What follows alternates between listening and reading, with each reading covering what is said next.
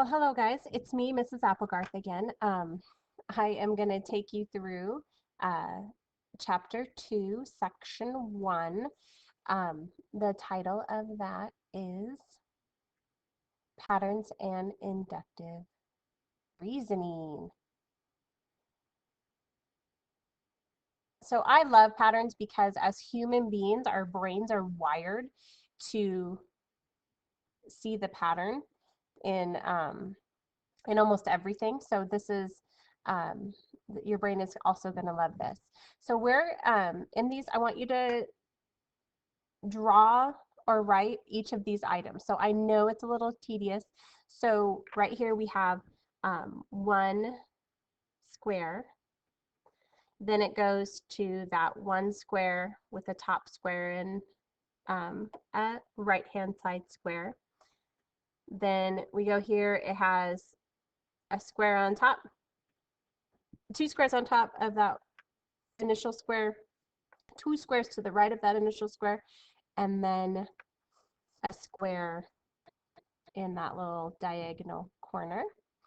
And then, so if we think about what our next item in this pattern is going to be, well, in this scenario, we added one to the top, one to the bottom. In this scenario, we added two to the top, to the bottom, and filled in this space.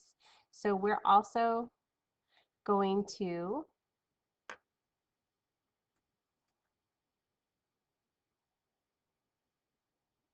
add another one to the top, another one to the bottom right. And we're also going to do that, fill in that little gappy space as well. So that we have added a whole stepping sequence to what we already have. So it keeps that step going. If we want to think of it, there was one here, three here, 6 here, 5, 6, 7, 8, 9, 10, 10 here. So from here to here, we added 2. From here to here, we added 3. From here to here, we added 4. So there's even a pattern in not just how it looks, but in how many boxes we've added. All right, next one, we just have numbers. So one way to try to find a pattern is to see if we add or subtract the same item. So it may not be the same, but you may find a pattern in those numbers anyway. So to get from 1 to 2, we add 1. To get from 2 to 4, we add 2. To get from 4 to 7, we add 3. To get from 7 to 11, we add 4. If we continue that pattern, we are going to add 5 right here. So 11 plus 5 is 16. And remember, you guys, my expectation is if I have it highlighted, you also have to write this down. So everything I highlight on my video, you guys are also writing down. Okay, so we have a triangle. We have a square. We have a pentagon. So what has to come next? Well, if we look here, this item has 3 sides.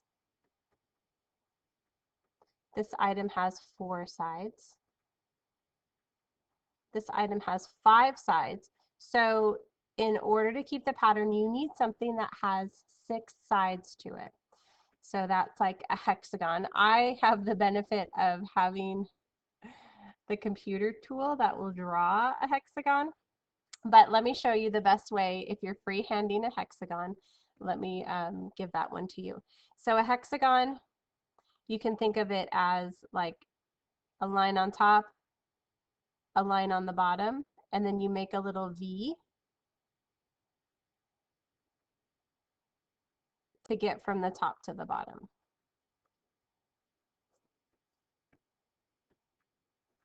anyway, so that would be 6 sides.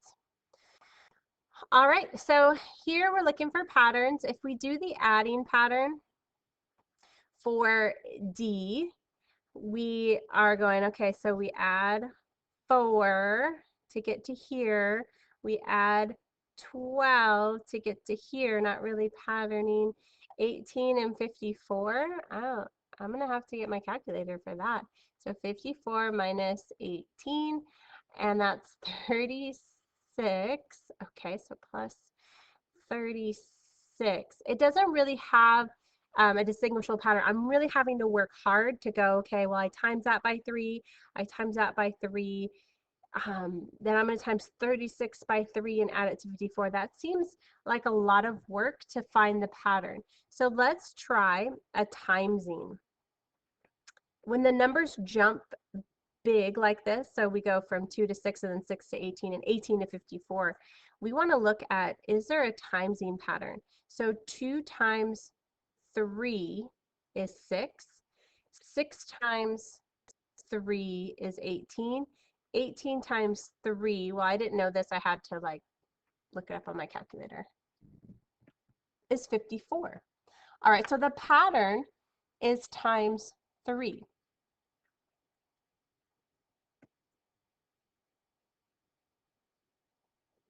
We're going to keep the times 3s. And so 54 times 3 is 162. So what we've done here is we have done inductive reasoning. And let me tell you in my words what inductive reasoning is, and you guys can write it in your own words. So inductive reasoning, let me get my,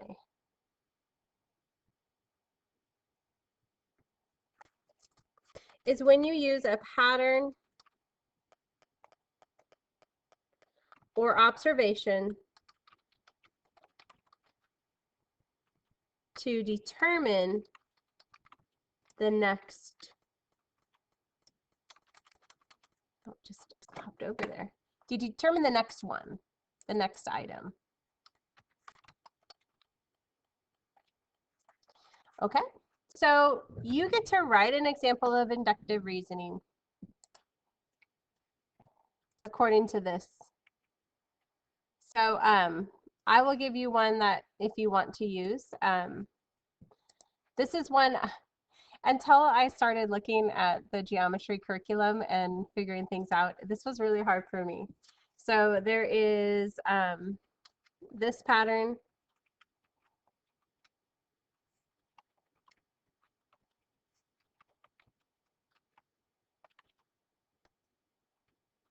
And then what's the next one?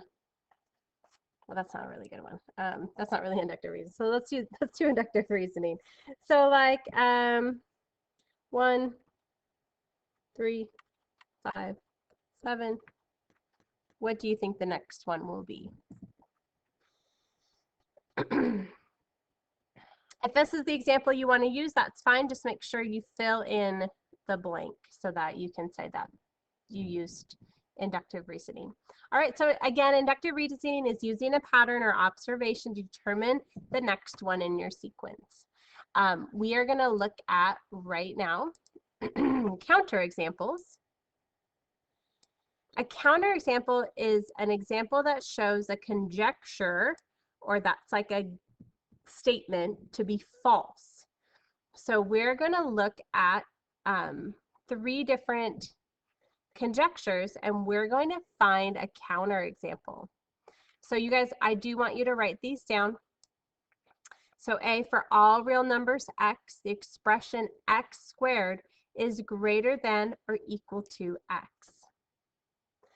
Okay, so normally that would be true. So if we look at the examples we know for certain, we can say, okay, I do not want you guys to write these down. So we can say, okay, if x is equal to 2, again, you guys don't write this down, this is just information, then you have 2 squared equals 4.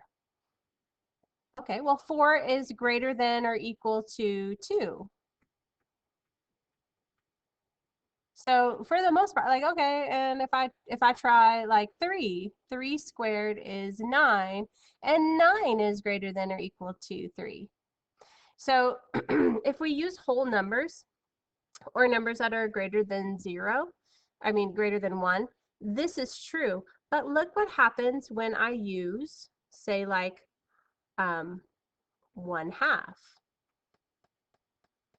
So if x is equal to 1/2, then x squared is equal to 1/2 squared.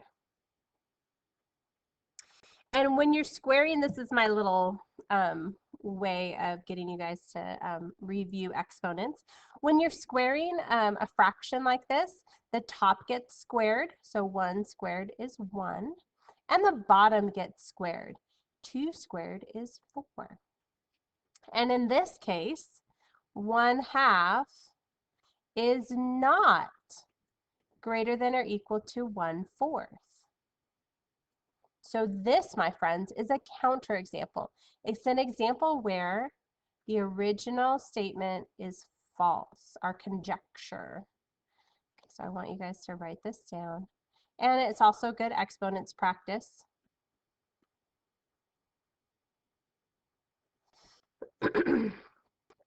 Okay, so we have, for all real numbers, the expression square root of x is greater than 0. And we can do a little test on that. So if we go like square root of 4, oh, that's 2. Square root of 9, that's 3. So those numbers are all greater than 0. So when I take the square root of something, it usually gives me something greater than 0. And so now we need to find a counter example for that. And I do want you guys to write this down. So our counter example is, it happens right here where we have greater than. What is the square root of 0? It is 0. So we can say if x is equal to 0, then the square root of 0 equals 0. And this is not greater than 0. 0 is equal to 0. So you have to, I mean, you guys, this is tricksters. This is like a little tricky business. These little details make a difference now in geometry. So if you say that, oh yeah, it's not equal to 0, it is exactly equal to 0, that's going to be a difference. It's saying, is it greater than 0? You think, oh yeah, they use the word 0, so there's no counterexample. Well, that is false because 0 is equal to 0 and it's not greater. All right, let's look at our last one. The product of two numbers is even. If the product of two numbers is even, then the two numbers themselves must be even. And I do want you guys to write this down. The product of two numbers, just remember, product means times. So if when I times two numbers together, I'm going to put it right here.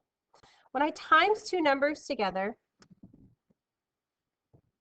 we get an even number. Then those two numbers must also be even. So we're going to try. Let's try like 4 times, let's try 7. 4 is even and 7 is not.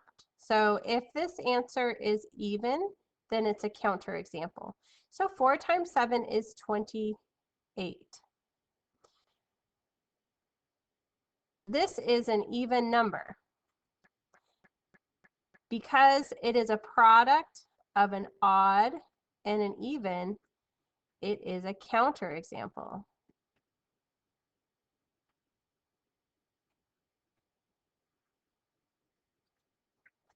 Okay, you guys, our secret phrase today is going to be the 2 squared. So let's make it 4. 4 is our secret phrase. So if you missed and you're looking for credit, you have to send me 4 as the credit. Okay, so 4 times 7 is an even and an odd multiplied together, and it makes 28, which is an even, and that's a counter example. All right, you guys send me the secret phrase, and unless you came to my live lesson, then you don't need to. All right, that's it for this 2-1 section in geometry. Thank you guys.